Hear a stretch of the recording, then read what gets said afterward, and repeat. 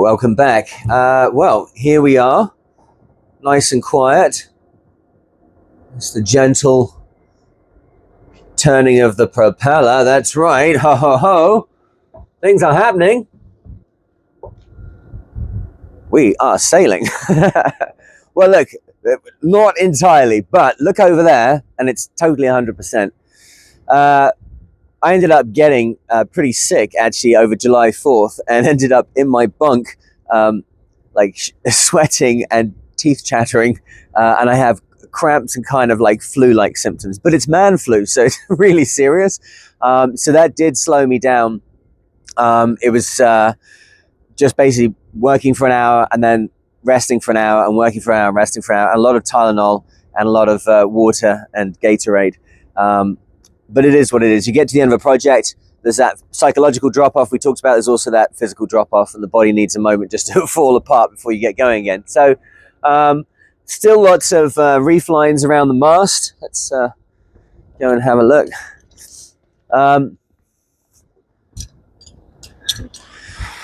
It's a bit like Waterworld, this boat. You think of that trimaran. This is actually all service now, although it's, we need to replace then this was take the rig out and inspect it, understand it, and torque the keel bolts. That's the only reason we took it out. It breaks my heart that we have to put it back in with things that could so easily be made better, but we have time. This is just the beginning of the story, right? But she's all good there. We've got ourselves a staysail up, so staysail halyards run. We've got just a little J5 up at the front there. That's come down on this side, yeah. And the main is, I put the boom back on, put the vang back in. There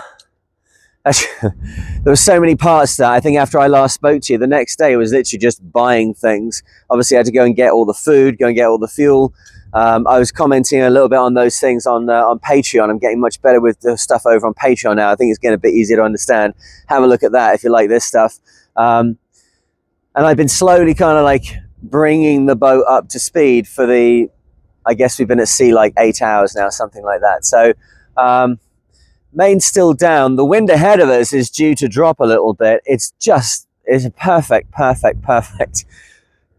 perfect evening. I wish we had the full main up and everything else, but there's two things.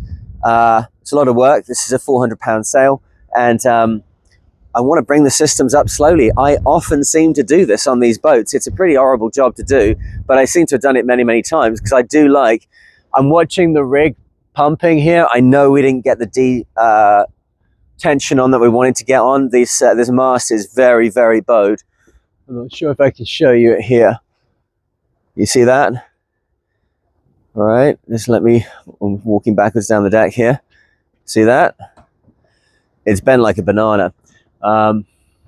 Basically, I say that the entire thing was do the bottom of the boat, torque the keel bolts, visually inspect the mast. And what I should have done is get something like liquid wrench on the adjusters for the diagonals. I left it too late, and we've ended up damaging them, rushing, trying to get them apart. So it's on me. But we're just going back to the tension we had. And it came through 45 knots upwind from Iceland to Newfoundland in September.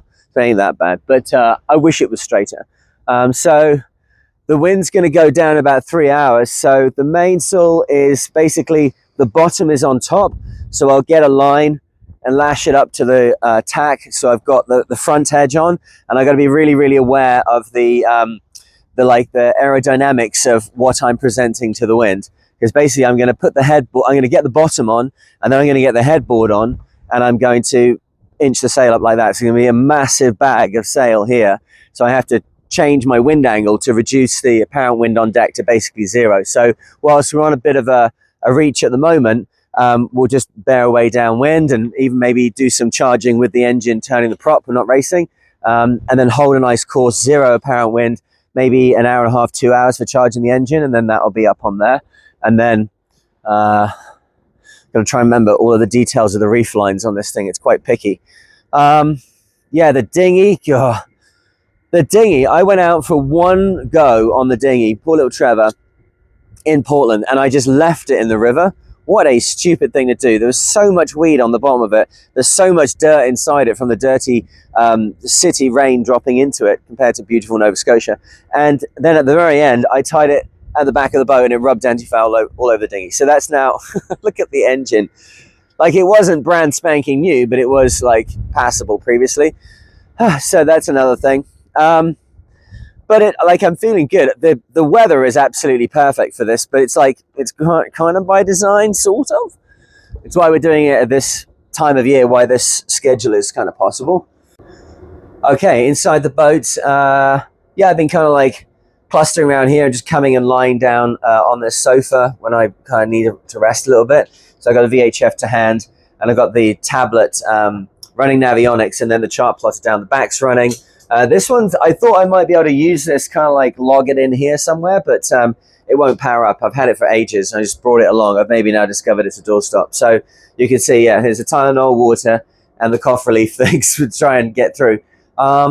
Inside I guess my biggest concern right now is this area, which I got to reconnect the wires. Obviously, it's getting dark, and we need to have lights. Although I did take pictures of all of this, and I do know where it all goes. It's all logged up here, so this is like 10-minute job, but it is the 10-minute job I'm going to do directly after this. I want to change out this horrible bit of rigging that's been here as long as I've had this boat. I've got some wonderful... Oh, I wonder where it is. Oh, here it is. I went to Hamilton Marine in Portland, and they do these offcuts. They're about 15 foot long. It's like $10 or something of this whacking great 10 mil Dyneema. So that's going to be perfect going there, because then, although this is probably functional, it's pretty ugly. This is the thing that pulls down on the line that tensions the check stays. So this is called a deflector. So up here, you see the lower check stay, first, second, third spreader. There's a stay coming off, goes down to the back. Got them both on right now because I've got no mainsail. But then the staysail is in that kind of vicinity. It's not perfectly the same on this boat, but it's pretty much in that vicinity. And those stays stop the mast from bowing and panting forwards, which loosens the luff tension. This boat's got a bow in its mast. We've got to sort that out. And then when we do, we'll have much better head stay control than we have at the moment, and the staysail will stop panting. But I brought these stays on pretty nicely. I got some Dyneema soft shackles off Temu. Excuse me. Dyneema is pretty easy to recognize. So if you get it in your hands and it's Dyneema, and you understand what the knot is that makes a soft shackle, it's kind of hard to mess that process up. So there's some very nice soft shackles on here now. Obviously pretty massive. I guess they'd be running about 20 tons metric. What's that? It's like 45,000 pounds, those, something like that. Please stick it in the comment down below. They're about, well, 3/4, maybe 5/8, something like that. But the stay goes up, and what I like to do is just have it that when you bring your backstays on, it goes up tight as well. And that's how we'll sail this boat in the future. But the way that it was raced when they had a lot more kind of tweaky sails adjustment, which you just don't do when you're solo, when they're like bending the mast. And so we're going to change things around a little bit. I like big triangles for heavy ocean. I want to see a stay that goes on that opposes a forestay, stay that goes on that opposes the inner stay, and if I can, another one that goes on that opposes a baby stay. Like, why wouldn't you? As long as you can manage them and keep them away from the mainsail, the more rigging the better, because where we're going, you're going to need it. So yeah, we're pretty organized. Say lights on. I can still put the running lights on, but I haven't got masthead light now. Guess time to get something to eat, really, is the kind of next thing now. It's nice that it's cooling off. That seems to make me feel better. I've had some coffee as well. So yeah, I guess just a little log entry to say everything's going well. The dip is behind, and I'm putting things together one day at a time here. So if you're enjoying this stuff, please go down below and like, share, subscribe, do those things. It helps a lot because it tells the algorithm that people like this content and you want to watch more of it. And then hopefully this can continue. Yeah, off now across the Atlantic to go to the Fastnet. Granted, we only have like 21 days to get there, but I'm pretty sure we can make it in this boat. So let's see what happens. I'll speak to you in the next one. Cheers.